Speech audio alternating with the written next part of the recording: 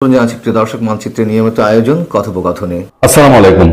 আমরা তো হতাশ হয়েছিলাম 5 আগস্টের পরে। 5 আগস্টের পরে বিএনপির এবং বিএনপি ছাত্রদল যুবদলের, বিশেষ করে ঢাকাতে যা হয়েছে হয়েছে। ঢাকার গুলো অত একটা, ঢাকা যেহেতু অনেক ঘনবসতিপূর্ণ একটা শহর, এখানে মানুষের উপরে ডিরেক্ট এফেক্টটা ওই রেশিও অনুযায়ী বোঝা যায়নি। কিন্তু মফস্বল এলাকায় এই বিএনপি এবং বিএনপি অঙ্গ সংগঠনের নেতাকর্মীদের চাঁদাবাজি, দখলবাজি, এইটায় আমরা হতাশ হলাম যখন তারেক রহমান বুঝলো যে ভাই এটা তো সীমার বাইরে চলে যাচ্ছে। এবং সীমার বাইরে যাওয়ার পরে উনি যখন বহিষ্কার শুরু করলেন, মানে ওই বলে না যে কম্বলের ওল বাস থেকে কম্বল সারা বাস, বহিষ্কার করতে করতে তার 6-7 হাজার নেতাকর্মী, 7-8 হাজার নেতাকর্মীকে সাময়িক বহিষ্কার করতে হলো। তখনই সংখ্যাটা দানা বেঁধেছিল। বিএনপির এই অংশটা, যারা এরকম খাদক অংশ, এরা ওত পেতে বসেছিল যে আচ্ছা ভালোই ভালো যাই হোক না, ক্ষমতাটায় আসুক না দলটা। এই ক্ষমতাটা আসকের পরে ওই যে এক বেটা মোটামুটি গিয়া তার নিজের বাড়িতে গাড়ি যাবে দেখে সরকারি গাড়ি কেটে ফেললো। তারেক রহমান যদিও সেখানে খুব শক্ত অবস্থান নিয়েছেন, তাকে দল থেকে বহিষ্কার করা হয়েছে, গ্রেফতার করা হয়েছে, আরো এরকম হয়েছে। আপনার কোর্টে মাস্তানি করতে গিয়ে আপনার বরিশালে সেই মাস্তানদের বিরুদ্ধে ব্যবস্থা নেওয়া হয়েছে। কিন্তু এই ব্যবস্থা ওই যে 7-8 হাজার বহিষ্কার করেও বিএনপি কন্ট্রোল করতে পারছে না। এই অবস্থাটা এখন দেখা গেল যে ভিডিওটা সোশ্যাল মিডিয়ায় ভাইরাল হয়েছে আপনার ঠাকুরগাঁয়ের, এবং ঠাকুরগাঁ নামটার জন্য আর বেশি শোনা যায়। দেখেন, মির্জা ফখরুল ইসলাম আলমগীরের এলাকা, মির্জা ফখরুল ইসলাম আলমগীরের জেলা, এবং মির্জা ফখরুল ইসলাম আলমগীর আগের দিন খামারবাড়িতে একটা প্রোগ্রামে বলেছে সবাই খালি ঠাকুরগাঁ যেতে চায়। মানে আপনার মহাসচিবের জেলা, ওখানে গেলে পরে কেউ কিছু বলবে না, সুযোগ সুবিধা। এখন তার জেলার নেতারা তার নাক কান কতটা কেটেছেন। মহাসচিব দিশার একটা অবস্থা বলছে যে তার সকাল 6টা থেকে রাত 12টা পর্যন্ত খালি তদবির আর তদবির। আমার আফসোস কি জানেন, এই যে 16-17টা বছর বিএনপি মহাসচিবে এত এত প্রোগ্রাম, তার উপরে এত ঝড়ঝাপটা দেখেছি, তার উপরে ঝড়ঝাপটা আমাদের উপর দিয়ে গেছে। আমার একটা সাংঘাতিক স্মৃতি আছে, আমি অন্য একটা সময় বলবো। একটা ঘটনায় তো সেই পার্বত্য অঞ্চলে যাওয়ার পথে তার সাথে গিয়ে আমরা মরার দশা হয়েছিলাম। এই মানুষটাকে তিনি স্থানীয় সরকার মন্ত্রী হলেন, তার দল পাশ করলো, আমি তাকে কংগ্রেচুলেট করার মতো, কারণ আমি জানি এই সিচুয়েশন গুলো এখন যে কি হবে। আমরা তাদের আশেপাশে আগামী 2-4 বছর ভিড়তে পারবো কিনা আমার সন্দেহ আছে। আমি চেষ্টাও করি না, নানান রকম ভাবেই তারকে চিনি, তার পরিবারকে চিনি। মানে এই যে একটা সিচুয়েশন, সব ভিড় করে ফেলে চাটুকার খাই খাই পার্টি। মানে এই খাই খাই পার্টি থেকে আপনি কোনটাকে বেছে নেবেন? ঠাকুরগাঁয়ের এই অবস্থায় ইউনো কার্যালয় থেকে নিয়োগ পরীক্ষার কাগজ ছিনতাই, বিএনপি নেতা সহ 40 জনের বিরুদ্ধে মামলা। ইউনুকে যা ভিডিওতে দেখলাম, বেশ ব্যক্তিত্বের সাথে তিনি এটা ট্যাকেল করার চেষ্টা করছিলেন, কিন্তু তাকে বসায় রেখেই তার সামনে থেকে নিয়ে গেল।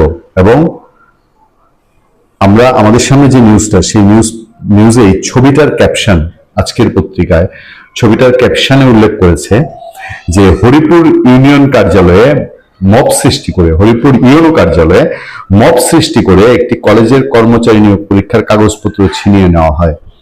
আপনারা অলরেডি অনেকেই ভিডিওটা দেখেছেন। ঠাকুরগাঁয়ের হরিপুর উপজেলা নির্বাহী কর্মকর্তা ইউনোর কার্যালয়ে মব সৃষ্টি করে একটি কলেজের কর্মচারী নিয়োগ পরীক্ষার কাগজপত্র ছিনিয়ে নেওয়ার অভিযোগ উঠেছে উপজেলা বিএনপির সভাপতির বিরুদ্ধে। অভিযোগ আর কি বলবো, এটা অভিযোগ বলে আবার একটু হালকা করে দেওয়া হয়, প্রমাণিত। এবং সেটা উপজেলা বিএনপির সভাপতি মির্জা ফখরুল ইসলাম কি একজন উপজেলা বিএনপির সভাপতিকে ফেলে দিতে পারবেন? তাদের সমস্যাটা কি জানেন? ওই যে মিঠামণি বললাম না, যে গাছ কেটে, যে লোকটা মিঠামণির, সেই আপনার সরকারি গাছ কেটে ফেলো তার বাড়িতে গাড়ি নেওয়ার জন্য, এই লোকগুলাই একসময় কিন্তু বিএনপির জন্য বহু মূল্য দিয়েছে। তাদের সহায় সম্পদ, ঘর বাড়ি, চাকরি সবকিছু গেছে, কিন্তু বিএনপি ছাড়ে নাই।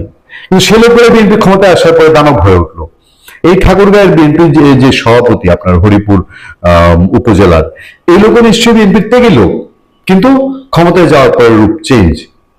নিয়োগের অনিয়মের অভিযোগ তুলে শুক্রবার বিকেল 4টার দিকে এই মব সৃষ্টি করা হয়। ঘটনার একটি ভিডিও সোশ্যাল মিডিয়ায় ছড়িয়ে পড়েছে। এই ঘটনায় শুক্রবার দিবাগত রাতে মেদিনী সাগর বিএম বিশ্ববিদ্যালয়ের অধ্যক্ষ নিয়োগ পরীক্ষার সদস্য সচিব হারুনুর রশিদ বাদী হয়ে হরিপুর থানায় মামলা দায়ের করেন। মামলায় উপজেলা বিএনপির সভাপতি জামাল উদ্দিনকে প্রধান আসামি করা হয়েছে। এছাড়া আরো 9 জনের নাম উল্লেখ করে অজ্ঞাত 35 থেকে 40 জনকে আসামি করা হয়েছে। মামলায় সরকারি কাজে বাধা, চাঁদা দাবি, মারধর ও ভয়ভীতি প্রদর্শনের অভিযোগ আনা হয়েছে। কি দুর্ভাগ্য জানেন, বাংলাদেশে এই টাইপের যে প্রমাণিত পরীক্ষিত অপরাধ না। আজকে এই ঘটনা ঘটেছে, 2 দিন পর আরেকটা ঘটনা ঘটলে আমরা সব ভুলে যাব, আমাদের এগুলো আর স্মৃতিতে থাকবে না। যেই দেশে খুনি, সাজাপ্রাপ্ত খুনি, দণ্ডিত খুনি সে ফাঁসির দড়ি থেকে বাইচা এসা সংসদ সদস্য হয়ে যেতে পারে এবং স্বাধীনতা বিরোধী, দেশ বিরোধী এবং একটা এই দেশের অস্তিত্ব যে স্বীকার করতে চায়নি সেই লোক সংসদ সদস্য হয়ে গেছে। এবং এই টাইপের ঘটনায় যে এখনই বলছে এটা একটা অভিযোগ উঠেছে, মানে হইতেও পারে নাও হইতে পারে, এরকম আমরা গাছ হয়ে গেছি। আজকে আপনার বিএনপি ক্ষমতা আসার 1 মাসের মাথায় এরকম আপনার মানে ইউনোর সামনে গিয়া মানে এটা কি সিগন্যাল দেওয়া হলো?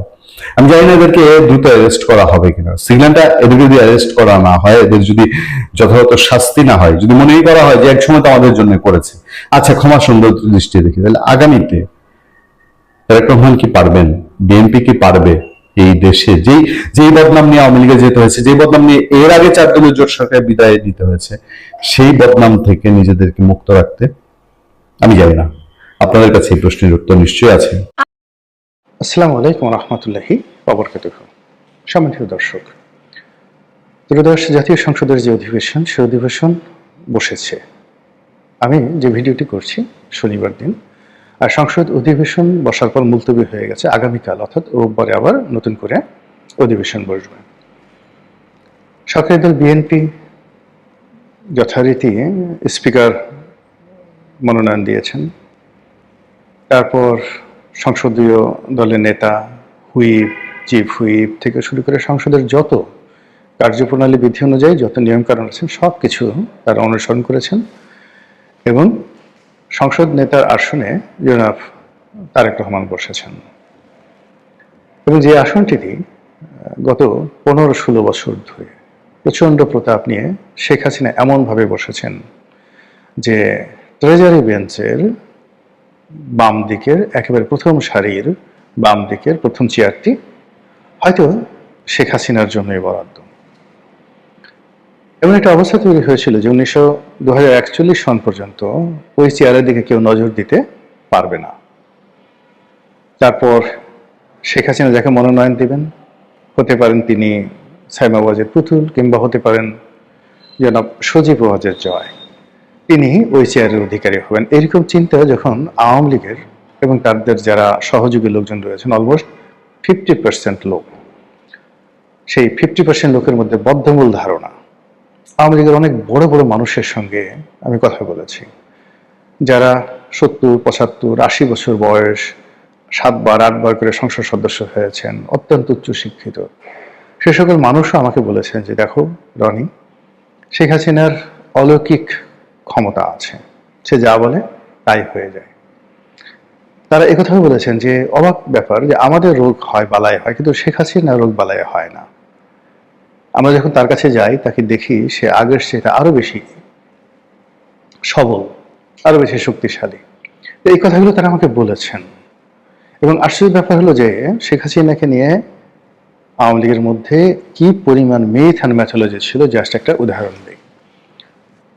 বাংলাদেশে যে কজন শিক্ষিত অধ্যাপক আছেন তার মধ্যে নিঃসন্দেহে মুনতাসির মামুন, সে আওয়ামী লীগ করে, কিন্তু তার যে শিক্ষা দীক্ষা নিয়ে তো আপনি কোনো কথা বলতে পারবেন না।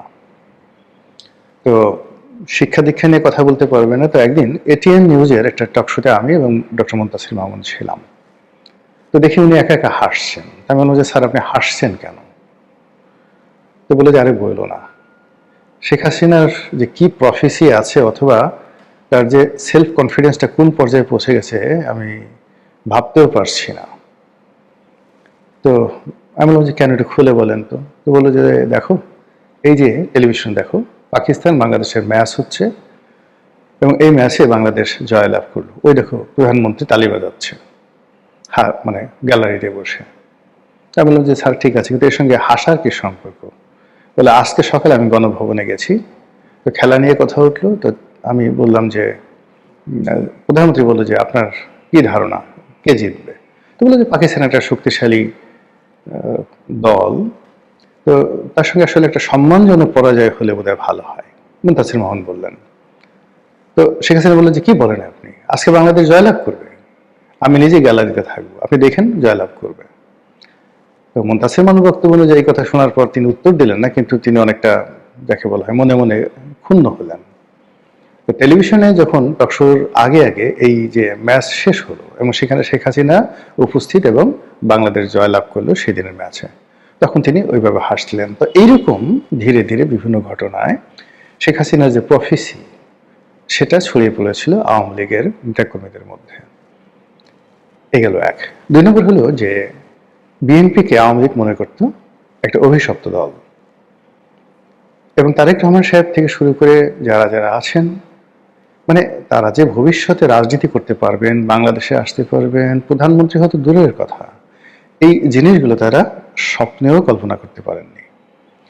বরং তারেক রহমান সাহেবকে তুচ্ছ-তাচ্ছিল্য করা, গালাগাল দেওয়া, তুই-তুকারি করা, এটা আওয়ামী লীগের একটা ফ্যাশন এবং স্টাইলে পরিণত হয়েছিল। প্রধানমন্ত্রী বয়স্ক মানুষ, তিনি দুঃসম্পর্কে তারেক রহমান সাহেবের আত্মীয় হন বটে।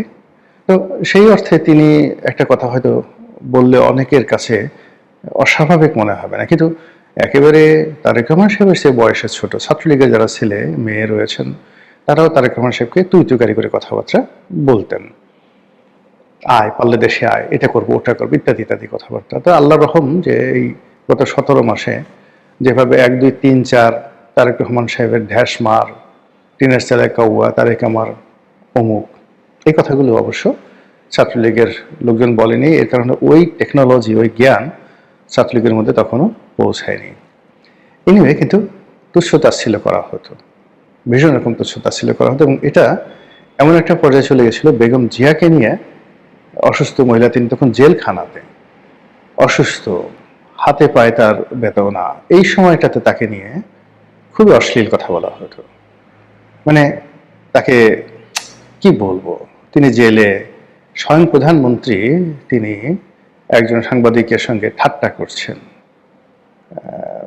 যে ভাষায় শ্যামল দত্তর সঙ্গে তিনি কথাগুলো বলছেন, আমি এই সময়টাতে আমার রোজা মুখে আমি কথাগুলো বলতে পারবো না। মানে বিভিন্ন রং সং, বিয়ে শাদী ইত্যাদি বিষয় টিষয় নিয়ে যে সমস্ত রিউমার ছিল, সেই জিনিসগুলো নিয়ে তিনি প্রধানমন্ত্রীর দপ্তর থেকে এই ধরনের কথাবার্তা বলা হচ্ছিল। তারপরে জিয়াউর রহমান সাহেব সম্পর্কে বলা হচ্ছিল, তিনি তো মুক্তিযুদ্ধ করেননি, পাকিস্তানের চর ছিলেন, তার বীরুত্তম উপাধি খেতাব ছিনিয়ে নেওয়া উচিত বা হবে, সংসদে এটা নিয়ে ঘন্টার পর ঘন্টা আলোচনা। এরপর চন্দ্রিম উদ্যানে জিয়াউর রহমানের লাশ নেই, কাজে চন্দ্রিমা উদ্যান থেকে জিয়াউর রহমানের লাশ সরিয়ে ফেলতে হবে। মানে এটা তো প্রায় 99% তারা করেই ফেলেছিল, আল্লাহর রহমত তারা সেটা করেনি। কিন্তু দেখেন, সেই চন্দ্রিমা উদ্যানে জিয়াউর রহমানের পাশে বেগম খালেদা জিয়ার যে মরদেহ, লাশ, সেটা সমাধিস্থ করা হয়েছে বিপুল গৌরবে, বিপুল সম্মানে, বিপুল মর্যাদার সঙ্গে, with love and affection of the whole nation. এই যে দৃশ্যগুলো, এই দৃশ্যগুলো আওয়ামী লীগের কেমন লাগছে? আপাত দৃষ্টিতে যাই বলেন না কেন, আওয়ামী লীগ ক্ষমতা হারিয়েছে, এটা তাদেরকে যতটা না কষ্ট দিচ্ছে, তার চেয়ে শেখ হাসিনার চেয়ারে তারেক জিয়া বসে আছেন, এটা তাদেরকে বেশি কষ্ট দিচ্ছে। এমনকি যে ইনুসকে হটিয়ে তারা মনে করেছিল যে ইনু চলে যাক, বিএনপি বসুক, বিএনপি বসলে তাদের ভালো হবে। কিন্তু তারেক রহমান সাহেব যে ম্যাজিক্যাল কতগুলো কাজ করার চেষ্টা করছেন, এসএসএফ এর তার যে সিকিউরিটি, এটাকে কমিয়ে এনেছেন, সাধারণ ঢিলে ঢালা পোশাক আশাক করছেন, নিজের গাড়ি ঠাড়ি ব্যবহার করছেন, মানে তার প্রতিটি কাজই নাটকীয়, প্রতিটি কাজই ম্যাজিক্যাল, এবং এটা বাংলাদেশের প্রথা বিরুদ্ধ। এই জিনিসগুলো যখনই মানুষ দেখছে, সঙ্গে সঙ্গে শেখ হাসিনার কথা মনে হচ্ছে যে তিনি 300 জন লোক নিয়ে বিদেশে যেতেন, গণভবনে প্রতি মাসে আপ্যায়ন বিলে এত আসতো, তিনি যখন বিরাট লট বহর নিয়ে বের হতেন, কখনো যেতেন টুঙ্গিপাড়াতে, কখনো এমন যেখানে তিনি যেতেন, তিনি ঠিক রানী ক্লিওপেট্রার মতোই যেতেন, এর চেয়ে কম নয়। এই জাঁকজমক তার মধ্যে ছিল। তো সেই অর্থে বাংলাদেশের মেহনতি মানুষের কাছে নৌকার, বঙ্গবন্ধুর যে আবেদন ছিল, গরিব মানুষের কাছে শেখ হাসিনার যে আবেদন ছিল, ঠিক সেই জায়গাটাতে এখন তারেক রহমান সাহেব আঘাত দেওয়ার চেষ্টা করছেন। তিনিও গরিবের বন্ধু হওয়ার চেষ্টা করছেন, তিনিও আলেম ওলামাদের বন্ধু হওয়ার চেষ্টা করছেন। এই দৃশ্য যত আওয়ামী লীগের লোকজন দেখছেন, তাদের চোখ রীতিমতো টাটাচ্ছে, কলিজার মধ্যে ধুক ধুক করছে, পেটের মধ্যে বুদবুদ শুরু হয়েছে, অনিদ্রা এবং খাদ্যে অরুচি, এটা তাদের অনিবার্য হয়ে পড়েছে। প্রত্যেকটা লোক, মানে যারা একটু আওয়ামী লীগকে নিয়ে চিন্তা ভাবনা করছেন, শারীরিকভাবে মানসিকভাবে অসুস্থ হয়ে পড়েছেন, নিজেদের নামে মামলা আছেন, পালিয়ে আছেন, এটা কোনো বিষয় নয়। বিষয় হলো ওই যে দৃশ্যগুলো দেখছেন, যে তাদের চোখের সামনে আমারই বধূ আন বাড়ি যায় আমারই আঙিনা দিয়া, বহু আগের, মানে সখী কেমনে বাঁধিব হিয়া, আমারই বধূ আন বাড়ি যায় আমারই আঙিনা দিয়ে। এটা অনুবাদ করা হয়েছে, এটা সংস্কৃত শ্লোক, সম্ভবত আমি বলবো না, মানে অনেক বহু পুরনো, মানে প্রায় 1000 বছরের পুরনো একটা শ্লোক। এটার অনুকরণে মমতাজের গান ফাইটটা যায় বুকটা ফাইটটা যায়, এই গানগুলো। তো এরকম এখন হলো কি, নিজেদের অঙ্গহানি হয়েছে, ক্ষমতাহানি হয়েছে, প্রবাসে হাজারো সমস্যা আছে, অনেকের বউ ভেঙে গেছে, অনেকের জামাই ভেঙে গেছে, অনেকের ছেলেরা বিপথে চলে গেছে, অনেকেরই আপনজন মারা গেছেন, অনেকের জায়গায় সম্পত্তি ব্যবসা বাণিজ্য তছনছ হয়ে গেছে, অনেকে মরেও গেছেন। তো এই যে যারা সরাসরি ক্ষতিগ্রস্ত হয়েছেন, সেই ক্ষতিগ্রস্ত হওয়ার পরেও তাদের কাছে এই মুহূর্তে এই যে বিএনপিকে ক্ষমতায় দেখা, বিএনপির যে ক্ষমতার চেয়ারে বসা, এটা তাদের জন্য ভীষণ রকম কষ্টকর হয়ে গেছে। আচ্ছা, এটা হলো কেন? ফার্স্ট থিং হলো, এটা হওয়ার কথা না, কিন্তু এটা হলো কেন? আমার ক্ষুদ্র অভিজ্ঞতা বলে যে যখনই আপনি কোনো একটা বিষয়ে তাচ্ছিল্য করবেন, কাউকে তাচ্ছিল্য করবেন, কোনো একটা বিষয় ইগনোর করবেন, ঠিক সেই জায়গাটিতেই আপনার পতন হবে। তোমারে বুদ্ধি বেজে গোকুলে বাড়িছে সে, বা ঘর হতে 2 পা ফেলিয়া, একটা বিখ্যাত যে কবিতা, যে একটি শিশির বিন্দু নিজের পায়ের কাছে পড়ে আছে, বাড়ির সামনে পড়ে আছে একটা দুর্বা ঘাসের উপর, সেটা আমার দেখা হয়নি, আমি লন্ডনে আমেরিকা ঘুরে বেড়াচ্ছি। তো এরকম অনেক ক্ষুদ্র ক্ষুদ্র জিনিস, হ্যাঁ, ছোট ছোট বালুকণা, বিন্দু বিন্দু জল গড়ে তুলে মহাসাগর অতল, মানে এই যে কবিতাগুলো, সেই কবিতাগুলোর মতোই আমাদের এই বাংলাদেশে যারা বিভিন্ন সময় যাদেরকে অপমান করেছেন, তুচ্ছতাচ্ছিল্য করেছেন, তাদের হাতেই তাদের পতন হয়েছে। জিয়াউর রহমান সাহেব যখন এরশাদ সাহেবকে সেনাপ্রধান বানালেন, তিনি কি জানতেন যে যে লোকটি নিয়মিত ড্রিঙ্কস করে, মেয়ে মানুষ ছাড়া কিচ্ছু বোঝে না, আপাদমস্তক শুধু হাসে, কারোর সঙ্গে দ্বন্দ্ব নাই, সংঘাত নাই, এবং সেনাবাহিনীতে মুক্তিযুদ্ধ করেননি, তার সাহসের কোনো ভূমিকা নেই, এরকম একটা মানুষকে যদি আমি সেনাপ্রধান বানাই, আমি নিরাপদ থাকব। বাস্তবে কি হয়েছে? এরশাদ সাহেবের হাতে তার পতন হয়েছে। জেনারেল ওয়াকারুজ্জামানকে নিয়ে শেখ হাসিনা কি বিশ্বাস ছিল? শাহাবুদ্দিন চুপ্পুকে নিয়ে তার কি বিশ্বাস ছিল? রাষ্ট্রপতি বলেন তো, পূবের চাঁদ পশ্চিমে যাবে, মরে যাবে, শাহাবুদ্দিন চুপ্পু তার বাইরে যাবে না। জেনারেল ওয়াকারুজ্জামান সরাসরি কামানের সামনে গিয়ে বুক পেতে দেবে, মরে যাবে, কিন্তু তার সঙ্গে কখনো মানে অনাহত কিছু করবে না। এরকম মানে আপনি যেখানে খুব বেশি আশান্বিত হবেন, আপনার যে সন্তান, যে আত্মীয় স্বজন, যার ব্যাপারে আপনি খুব বেশি আশাবাদী হবেন, সেই আপনাকে ডুবাবে। আর আপনার পাড়া প্রতিবেশী, আত্মীয় স্বজন, এমনকি নিজের ছেলের সন্তান, যাকে আপনি খুব বেশি তুচ্ছতাচ্ছিল্য করবেন, শেষমেশ গিয়ে তার করুণার উপর আপনাকে নির্ভর করতে হবে। এখন বাংলাদেশের সবাই বলছে যে শেখ হাসিনার ফিরে আসা, আওয়ামী লীগের পুনর্বাসন, রাজনীতি করা, সবই তারেক রহমান সাহেবের দয়ার উপরে নির্ভর করবে। Can you imagine? এটা কি কল্পনা করা যায়? বাট এটাই বাস্তব। আর এটা হয়েছে মূলত যখন আপনি কোনো আশরাফুল মাখলুকাত, মানুষকে তুচ্ছ করবেন, তাচ্ছিল্য করবেন, হিংসা করবেন, তাকে অবদমিত করবেন, এবং তার সম্পর্কে আল্লাহ রাব্বুল আলামিনের যে সিদ্ধান্ত রয়েছে, সেই সিদ্ধান্তগুলো যখন আপনি জানেন না, আল্লাহ জানেন, কিন্তু আপনি আগে বলে দিলেন যে ওর দ্বারা কিছু আর হবে না, এটা আল্লাহ সিরিয়াসলি মাইন্ড করেন। তারেক রহমান সাহেব প্রবাসী ছিলেন, তিনি নিজে হয়তো জানতেন না যে তিনি প্রধানমন্ত্রী হবেন, তার বিশ্বাস ছিল। তিনি হয়তো মনে করেছিলেন যে এই 25 তারিখে দেশে এলেন, 24 তারিখ পর্যন্ত তার ধারণা ছিল তাকে হয়তো সারা জীবন ইংল্যান্ডে থাকতে হবে, মানে 24শে ডিসেম্বর পর্যন্ত।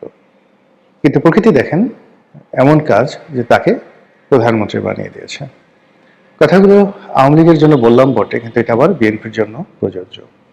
বিএনপি যদি ক্ষমতার দম্ভে অতীতকে ভুলে যায়, এবং তারা ঠিক আওয়ামী লীগ তাদের সঙ্গে যে আচরণ করেছে ঠিক সেম আচরণ তারা করে, এবং আওয়ামী লীগকে নিয়ে তুচ্ছ এবং তাচ্ছিল্য করে, একেবারে নিশ্চিত লিখে রাখতে পারেন তাদের পতন আওয়ামী লীগের চাইতে আরো খারাপভাবে হবে। কাজেই সময়, এই যে আল্লাহ রাব্বুল আলামিন সূরা আল আসর, এই সূরা আল আসরের সময়ের কসম খেয়েছেন। এত কিছু রয়েছে পৃথিবীতে, কোনো কিছুর কসম বাদ দিয়ে তিনি কেবল সময়ের কসম খেয়েছেন। সময় এমন একটা বিষয়, এই সময় কাকে কোথায় নিয়ে যায়। কখনো আপনাকে পতনের অতলান্তে নিয়ে যাবে, কখনো আপনাকে সাফল্যের স্বর্ণশিখরে নিয়ে যাবে, কখনো আপনাকে ক্ষমতার সিংহাসনে বসাবে, কখনো টেনে হিঁচড়ে আপনাকে সেখান থেকে নামাবে। কাজেই কোনো ঈর্ষা নয়, যেটি ন্যায্য, যেটি ন্যায়পরায়ণতা এবং যেটি যার প্রাপ্য, সেভাবেই করা উচিত। আলেকজান্ডার একটা কাহিনী বলে আজকে বক্তব্য শেষ করছি। আলেকজান্ডার ভারত আক্রমণ করলেন এবং বীরত্বের সঙ্গে পুরু, যে অঞ্চলে তিনি আক্রমণ করেছিলেন সেই অঞ্চলের রাজা পুরু যুদ্ধ করেন, পরাজিত হলেন, তাকে শৃঙ্খলিত অবস্থায় আলেকজান্ডারের সামনে নেওয়া হলো। আলেকজান্ডার বললেন, তুমি আমার কাছ থেকে কেমন ব্যবহার আশা করো? পুরু বললেন, একজন রাজা হিসাবে অন্য একজন রাজার কাছ থেকে যেমন ব্যবহার পাওয়া উচিত, আমি আপনার কাছ থেকে ঠিক সেই ব্যবহারটি আশা করি। আলেকজান্ডার মহাবীর ছিলেন, তিনি বীরত্বের মর্ম বুঝতেন। তিনি সঙ্গে সঙ্গে উঠে দাঁড়ালেন, পুরুর যে শৃঙ্খল তিনি খুলে দিলেন, তাকে বসার জন্য চেয়ার দিলেন, তার সঙ্গে সন্ধি করলেন এবং তার রাজ্য ফিরিয়ে দিলেন। এটা বীরত্বের ইতিহাস, এটা বীরত্বের ইতিহাস। আর যদি হায়নাদের ইতিহাস আপনি জানেন, কুড়ে কুড়ে আপনার কলিজাটা খেয়ে ফেলবে।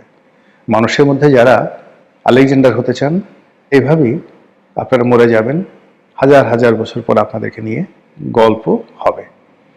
আশা করি আমাদের রাজনৈতিক অঙ্গনে শৃঙ্খলা ফিরে আসুক, সুন্দর একটি পরিবেশ আসুক, সব জায়গা থেকে ইতিবাচক ফলাফল আসুক, ন্যায় বিচার প্রতিষ্ঠিত হোক, সুশাসন প্রতিষ্ঠিত হোক। আসসালামু আলাইকুম।